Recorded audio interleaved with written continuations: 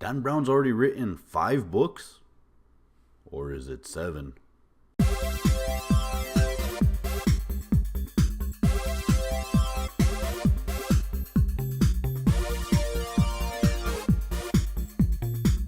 Welcome, my fellow YouTubians and booktubers alike. I just found out recently I am a booktuber, so hey, thank you. I just reads. Put a link of her channel below. This is the audiobook review of Origin by Dan Brown and narrated by Paul Michael. So this is Dan Brown's 5th entry into what I am calling the Robert Langdon saga. For all of you less patient people, do I recommend? Don't I recommend? I recommend. This is not breaking any new ground, but it is a book worth listening to. The narration, it's exciting, it's a good story, so you'll be pleased. So with that, let's get into it. So Dan Brown, Origin. Dan Brown, if you know, has written 2 other books besides Robert Langdon series. They were actually his first book. One was Digital Fortress, and the other one, Deception Point. These 2 books were pretty good. Like the Robert Langdon saga, they're based in the realm of possibility. That's one of Dan Brown's best traits he takes today, like right now. And he puts a story in it that is completely believable, completely viable. And now we have Origins. Well, before the story, let's talk about my relationship with Dan Brown. We're cousins. I'm just kidding. We're really not. I've read every single book Dan Brown has written, all 7 of them. And I've read them in order. I read Digital Fortress when it first came out, Deception Point when it first came out. Can't remember which of the 2 were first, but I read them in order as they came out. Angels and Demons, and so on. So I've been following Dan Brown, and I can tell you this. There's a reason I follow him. His books are very entertaining. They're very good. The Robert Langdon series, awesome. So now let's jump into the story for real this time. So the story centers around Robert Langdon. Again, this guy has a troubled life. He's like the Alex Cross from the James Patterson series. He just don't know how to stay out of trouble. I don't know, what those guys are doing, but usually we have 1 impactful, maybe 2 impactful incidents in a lifetime. These guys just seem to, thrive in it. So Robert Langdon, he finds himself again in the middle of a conspiracy again, and he needs to solve riddles again to get to the truth again. And there is a female lead, a damsel in distress, if you will, that needs his help again. Actually, I think we've seen this story pretty much. Yep, it's the exact same story. So where is Dan Brown weak and where's the Robert Langdon series weak?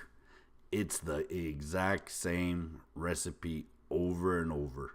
It follows the exact same arc. You're wowed the very first story you get. That's it. After that, there's a surprise here and there, but you know exactly where it's going. And Origin is no different. I want to say the audiobook started, and within the first 20 minutes, I knew. Maybe it was the first hour. We'll give them the benefit of the doubt. Within the first hour, I pretty much had this book pegged. I knew who the main bad guy was. I knew exactly what the mysteries were gonna be. I knew exactly where it was gonna go. There was not a single mystery that I did not figure out. There was only one surprise, and it was a very small surprise. I mean, it was I would call it insignificant, really. But there was one surprise. Story, it was very, very predictable. If it ain't broke, don't fix it. I suppose. Robert Langdon is one of my favorite fictional characters. He's a symbologist, and he uses his knowledge of symbols, of history, of art. He's a professor, so he's just in the know. He just knows. He don't know everything, but he knows enough. And that gets him through all these mysteries. The damsel in distress this time, Umbra Vidal. She's in charge of a museum, a very popular museum in Bilbao, engaged to the Prince of Spain, which is Prince Julian. she's the damsel in distress like all the other ones. I won't remember her name, not because she is an insignificant character by no means, but just they intertwine. Inferno, the damsel there was done well. That was probably the best damsel out of the whole bunch. This one, it's again, rinse, repeat. If it ain't broke, don't fix it. We have Winston. I ain't gonna say anything else about him, just he's enjoyable. So there was a set of 3 religious figures. Valdespino, he's the archbishop to Prince Julian and the King of Spain. A Jewish rabbi, Yehuda. That's a pretty cool name, Yehuda. Close to Yoda. And then there's a Islamic imam, and his name's Syed. I'm probably killing that name too. Man, I gotta get some culture in me. The story starts out with the Elon Musk type character, whose name is Edmund Kirsch. He gives this presentation to these 3 religious figures, and they're like distraught. It's basically going to undermine religion from a base point. They're stressed out. They're begging him not to release it, and then the story gets started right there. We're like, what did he show? And you got to wait till the very end to figure out what he showed. But like I said, I already knew exactly what they showed. It's very predictable. That's going to be the theme of this video. Predictable. Again, Dan Brown is all about enjoyment and learning, which is a combination I love. So this whole story takes place in Spain.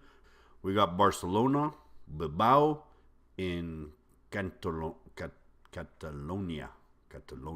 I've actually been to Spain. I was in Rota, Spain.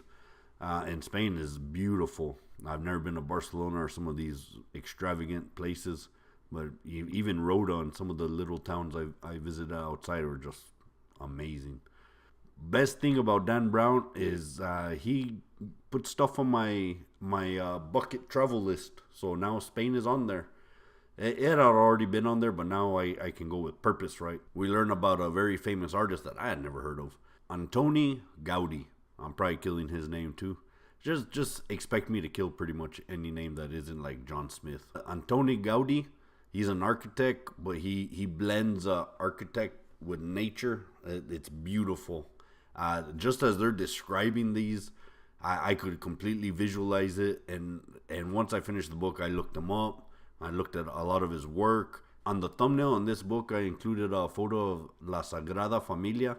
It's a huge building. It's not scheduled to be completed until like 2020. It sits right on the horizon of downtown, and you see all the modernized building, and then you see this building that looks like a mix from The Dark Times and The Little Mermaid. It's beautiful. So the location is its own story within Dan Brown. It always has been, always will be.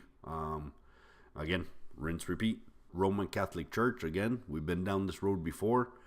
This time, it's the Roman Catholic Church, and then you have the Palmarian Church. Yeah, Palmarian Church. Palmarian Church is like an unrecognized branch of the Roman Church. It really exists. All this wickedness is coming from this point, and it's getting channeled through our main antagonist, which is Luis Avila. Now, this character, I enjoyed him because he's very tragic. I mean, from the onset, you understand exactly where his motivations come from. Church got bombed. He survived, but his family got killed. Wife, children, and his wife was pregnant. I mean, it just as horrible as it gets. He became an alcoholic. He got discharged from the military through his alcoholism. And basically, the Palmarian Church saved him, right? He was reborn through there. So they used that to drive him to do some very heinous acts. And you can only help to feel for the guy. But again, we've been there before. Rinse and repeat. Predictable. Word of the day. Predictable. Historical facts. We learn about Francoism from Spain, which he was a dictator, I suppose I'll call him. From 1930 something to 1970 something. I think I have the dates here. 1936 to 1975. So that's a long time to have a dictator. And we learn about that whole organization. So, I mean, again, just a lot of education is transported into your brain via entertainment, which is nicely done. Dan Brown, you keep writing, I keep coming. That's the way it works. So from a story standpoint, I give this a 3 out of 5. And again, predictability. It's the story's good, it's solid, but it's just we've been here before. So the narrator is Paul Michael. He every Dan Brown book I've read, I've listened to, he's been the narrator, and he does a fantastic job. He really fleshes out all his characters. You know, he's a lot more cultured than I am because he says these names hands down the right way. I mean, they sound very natural. I mean, he's jumping from English to Spanish and a couple other foreign languages. Very talented individual. I give the narrator a 5 out of 5. You know, he definitely pulls this story up just through his narration. He makes everything exciting, everything fast paced, which the story does that. I mean, you can't make something fast paced if it's not. So Dan Brown did the base work. But definitely Paul Michaels, good on you, man. Now let's go to listenability. Well, listenability, I'll be honest, I probably won't listen to this again, but not because there isn't enjoyment to be had to listen to it again. Actually, I think you could. I did listen to this, and then after that, I read it. But I probably won't listen to it again, but because by the time I'm getting ready to listen to it again, I'm sure Dan Brown will come out with a new book, and then I'll just listen to that one instead. So listenability, I would give this a 3 out of 5. Overall, that gives us a score of about a 3.6 out of 5. I do recommend this. Not enough to do the 2, just the 1. And the reason? Predictability. If you've never heard any of Dan Brown's works, you'll probably give this a 5 out of 5, hands down. It is very good, but it's just we've been down this road before. So, those are my thoughts on Origin by Dan Brown. Have you read it? Have you listened to it? What did you think about it? Comment below. I would like to hear your thoughts. Most importantly, thank you for listening. If you enjoy this type of content, like and subscribe. Somewhere over here. Hit that bell to get notified. And we'll see you next time.